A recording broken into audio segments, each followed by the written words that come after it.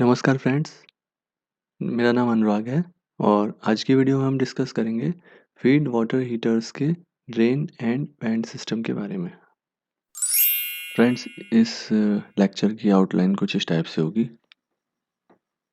Means why drains in feed water heaters are required, then type of drains and their necessity, then why vents in feed water heaters are required, then necessity of vents and types, then relief valve and blow off standpipe, then various abnormal operation related to feed water heaters and turbine water induction prevention. So these are the main things which we discuss in today's presentation. So friends, we discuss now why feed water heater drains are required. So feed water drain system is mainly used to remove condensed extraction steam from cell side of feed water heaters in order to maintain within the operating limits under normal and abnormal operating conditions. There are many instances when the operating condition of feed water heaters is not normal. So in that case also heater drain system is used to maintain the heater level. Now we discuss about the type of drains. So number one is cascade drain or normal drain. Number two is alternate drain, and number three is emergency drain. Now friends, we discuss about first basic type of drain, that is cascade drain or normal drain. These are generally pneumatic valves. So cascade drain जो होता है वो हर type के feed water heater system में use होता है, because this is the basic type of most basic feed water drain valve, okay, जो कि हर फीड वाटर हीटर में लगा होता है। इसका मेन वर्क होता है कि ये ड्रेन वाल्व जो ड्रेन होगा या ड्रिप होगा उसको अगले लोअर प्रेशर हीटर में भेज देगा और ड्रिप के लेवल को नॉर्मल रेंज के अंदर मेंटेन करेगा। ये हम क्यों करते हैं? To recover the residual thermal energy from high pressure heater.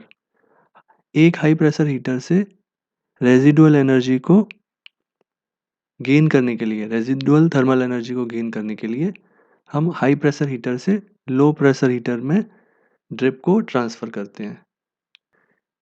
चलिए अब हम इसको फिगर की हेल्प से देखते हैं। ये हमारा हीटर नंबर 8 है। 8 से जो हमारा नॉर्मल ड्रेन है वो हीटर नंबर 7 में जाएगा, ओके। देन हीटर नंबर 7 से ये हमारा ड्रेन हीटर नंबर 6 में जा रहा है, ओके। देन हीटर नंबर 6 से ये ड्रेन हमारा डी-रेटर में जा रहा है। सो this is the normal cascade path. इसमें एक चीज़ ध्यान रखने वाली है कि इसमें हमारा कोई भी हीटर आउट नहीं होना चाहिए। सारे हीटर्स हमारे सर्विस में हैं, तभी ये पाथ हम फॉलो करेंगे कैस्केड ड्रेन वाला। फ्रेंड्स, अब हम डिस्कस करते हैं इमरजेंसी ड्रेन के बारे में। इमरजेंसी ड्रेन्स मेनली यूज़ होते हैं in addition to normal drain. उसके लिए कुछ कंडीशंस हैं जो कि कुछ इस टाइप से हैं। To take care of plant startup और abnormal conditions. Number 2 is any operating condition जहाँ पर कैस्केड ड्रेन पाथ अवेलेबल नहीं हो। नंबर 3, अगर फ्लो कैपेबिलिटीज़ हमारी कम हो जाती हैं due to low system operating pressure, okay.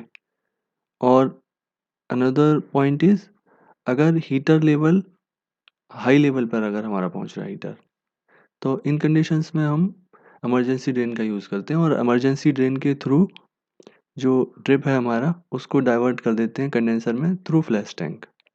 इसको अब हम फिगर की हेल्प से देखते हैं।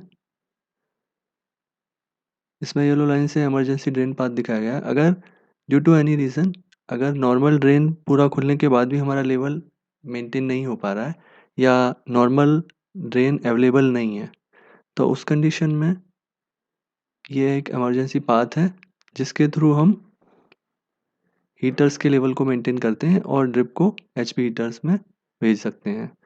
तो ये अवेलेबल है तीनों हीटर्स के लिए, heater 8, then heater 7, then heater 6।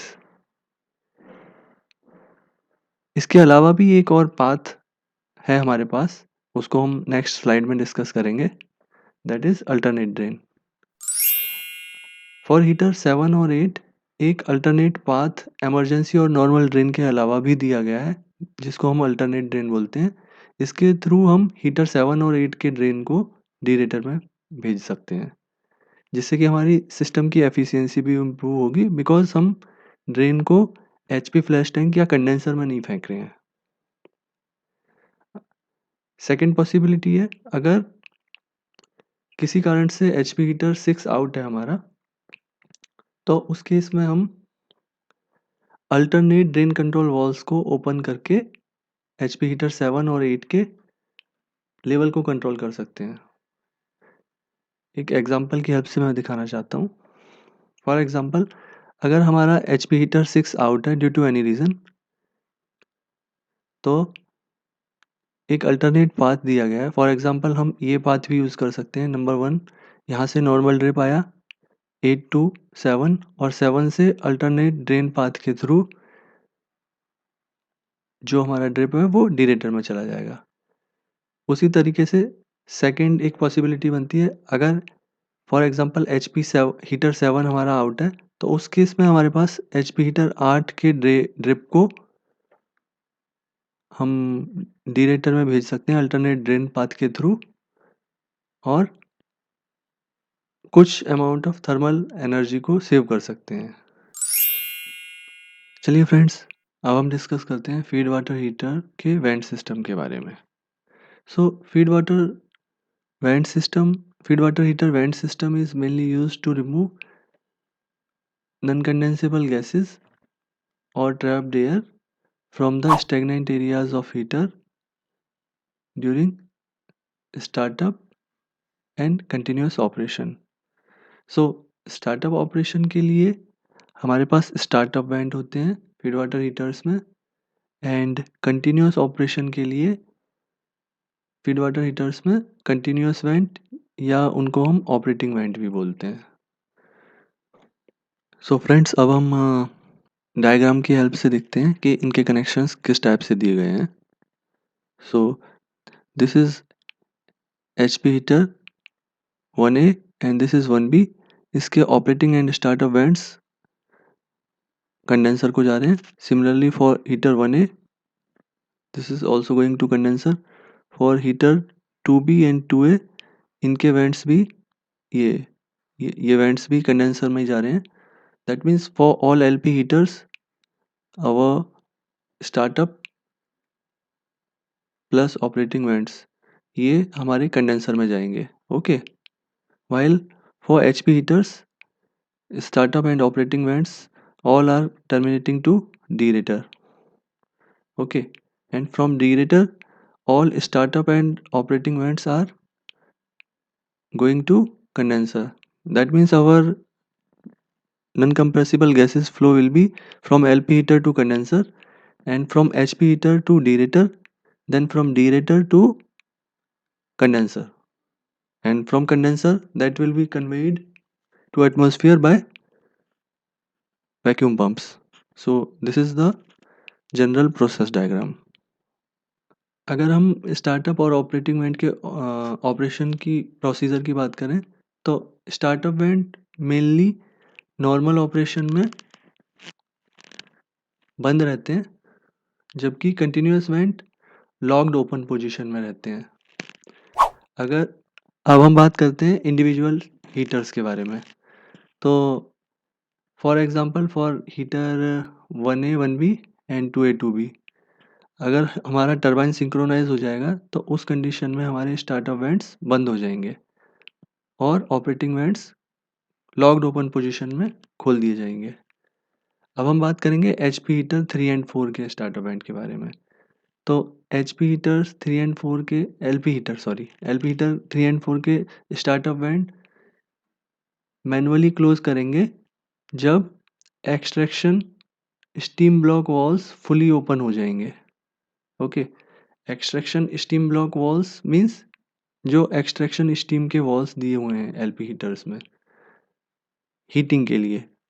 Okay, similarly for deaerator startup vents को हम बंद करेंगे जब हमारा डीरेटर का प्रेशर एक प्री डिफाइंड वैल्यू से ज़्यादा हो जाएगा, for example 0.1 KSC, and deaerator normal vent open कर दिया जाएगा इस प्रेशर पर।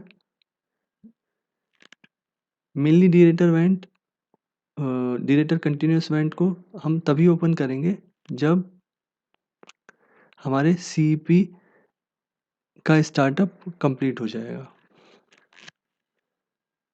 अब हम बात करेंगे एचपी हीटर के स्टार्टअप वेंट के बारे में। ये भी हमारे क्लोज हो जाएंगे जब हमारा लोड एक प्री डिफाइंड वैल्यू से ज़्यादा आ जाएगा एंड हमारे स्टीम ब्लॉक वॉल्स जो हैं स्टीम के वो फुली ओपन हो जाएंगे। मींस हमारा एचपी हीटर फुली चार्ज हो गया और हमारा एक pre defined load means 120 megawatt for 660 megawatt unit, इतना लोड ऑलमोस्ट आ जाएगा तो स्टार्टअप वेंट बंद हो जाएगा एंड ऑपरेटिंग वेंट्स को हम खोल देंगे। ऐसा हम इसलिए करते हैं कि इतने लोड पर हम ये मान लेते हैं कि हमारा जो स्टीम का फ्लो है हीटर के थ्रू वो एक एस्टेब्लिश्ड फ्लो हो चुका है और अब हमारा स्टार्टअप वेंट की नेसेसिटी नहीं है, ऑपरेटिंग वेंट वहाँ पे हमारा काम आएगा। फ्रेंड्स, अब हम डिस्कस करेंगे relief valves and blow of stand pipe के बारे में। तो रिलीफ वाल्व्स एचपी हीटर्स में दो टाइप के दिए होते हैं। Number 1 is tube side thermal relief valve, okay, and number 2 is safety relief valve जो कि सेल साइड में दिए होते हैं। ओके, अब हम डिस्कस करते हैं tube side thermal relief valve क्या होते हैं। फ्रेंड्स, कंसीडर कीजिए कोई कंडीशन जिसमें कि हमारे फीड वाटर हीटर के इनलेट आउटलेट वाल्व दोनों बंद हो गए हैं फीड वाटर साइड के और स्टीम का एक्सट्रैक्शन कंटिन्यूअसली इसमें आ रहा है। उस कंडीशन में क्या होगा कि हमारा जो ट्यूब साइड है उसका प्रेशर बहुत ज़्यादा बढ़ जाएगा और वो ओवर प्रेशराइज हो जाएगा। उस कंडीशन को अवॉइड करने के लिए हमने ट्यूब साइड में फीड वाटर हीटर के अंदर रिलीफ वाल्व दिए हुए हैं। ओके, सिमिलरली सेल साइड में सेफ्टी रिलीफ वाल्व दिए होते हैं, उसका भी सेम पर्पस होता है। अगर हमारा सेल साइड में due to any reason steam pressure एक प्री डिफाइंड वैल्यू से ज़्यादा पहुंच जाएगा तो उस कंडीशन में सेल साइड जो सेफ्टी रिलीफ वाल्व है वो उस एक्सेस स्टीम को एक्सेस प्रेशर को रिलीव कर देंगे।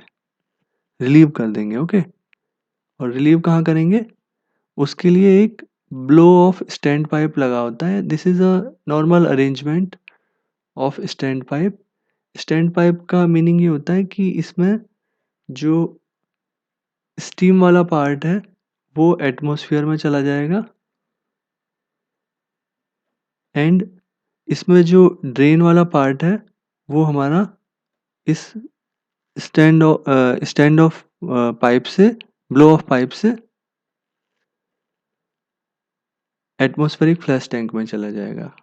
Okay, so this is the normal procedure. Deaerator के केस में भी एक सेफ्टी रिलीफ वाल्व लगा होता है बिकॉज डीरेटर एक open type feed water heater है, direct contact open feed water heater, तो उसके अंदर सेल और ट्यूब साइड अलग अलग नहीं है, उसमें ओनली सेल साइड ही होती है। तो इसमें हमारा एक सेफ्टी रिलीफ वाल्व लगा होता है जो कि डायरेक्टली ओवर प्रेशर होने पर एटमॉस्फेयर में एक्सेस स्टीम को डंप कर देगा। फ्रेंड्स, अब हम बात करेंगे एबनॉर्मल ऑपरेशन कंडीशंस के बारे में। So number 1 condition is part load operation. Okay, so part load operation means at part load normal drain और emergency drains ये दोनों एक साथ मिलकर हमारा जो स्टेबल ऑपरेशन है उसको फैसिलिटेट करेंगे। Okay, from startup to full load including heater bypass operation. Okay, and abnormal load transients. Second condition is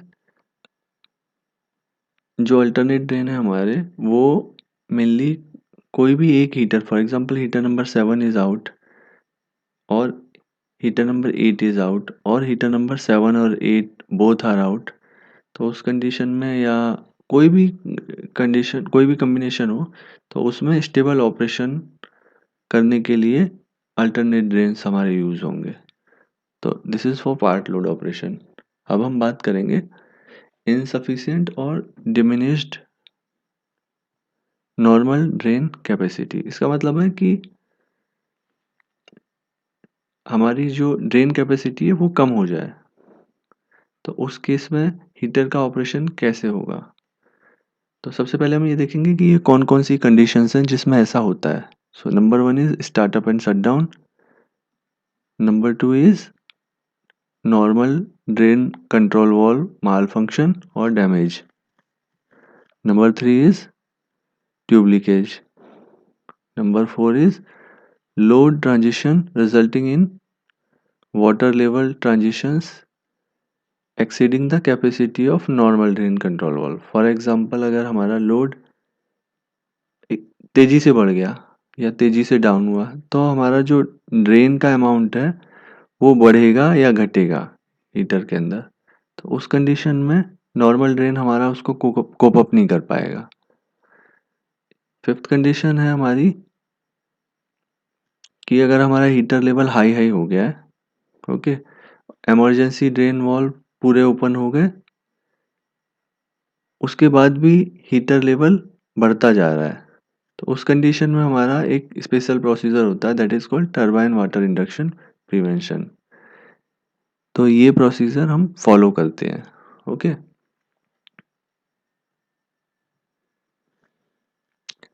now we discuss about turbine water induction prevention events. For example जब हमारा heater high high level हो जाएगा heater का, ये 650 is for HP heater and for LP heater it is 350। तो ये अगर level हमारा पहुंचेगा तो उस केस में turbine water induction prevention TWIP procedure follow होगा। तो इसको मैं फिगर की हेल्प से आपको बताता हूँ कि ये कैसे ऑपरेट होता है। ओके, से हमारा HP हीटर 7 का लेवल हाई हाई हो गया।